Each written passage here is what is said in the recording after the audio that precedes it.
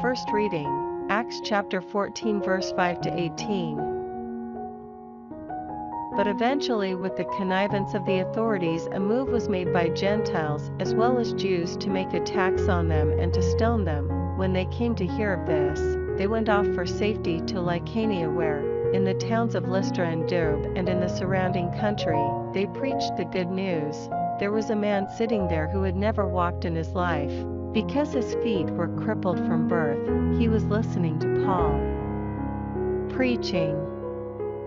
And Paul looked at him intently and saw that he had the faith to be cured. Paul said in a loud voice, "Get to your feet, stand up." And the cripple jumped up and began to walk. When the crowd saw what Paul had done, they shouted in the language of Lycaonia, "The gods have come down to us in human form." They addressed Barnabas as Zeus, and since Paul was the principal speaker, they called him Hermes, the priests of Zeus outside the gate, proposing that all the people should offer sacrifice.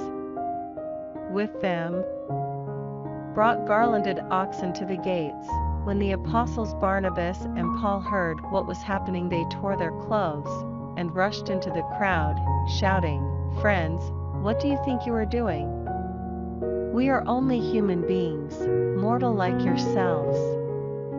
We have come with good news to make you turn from these empty idols to the living God, who made sky and earth and the sea and all that these hold." In the past he allowed all the nations to go their own way, but even then he did not leave you without evidence of himself in the good things he does for you. He sent you rain from heaven and seasons of fruitfulness.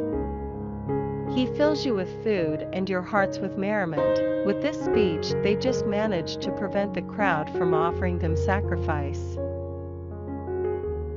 Responsorial Psalm, Psalms chapter 115 verse 1 to 4, 15 to 16. Not to us, Yahweh, not to us, but to your name give the glory, for your faithful love and your constancy.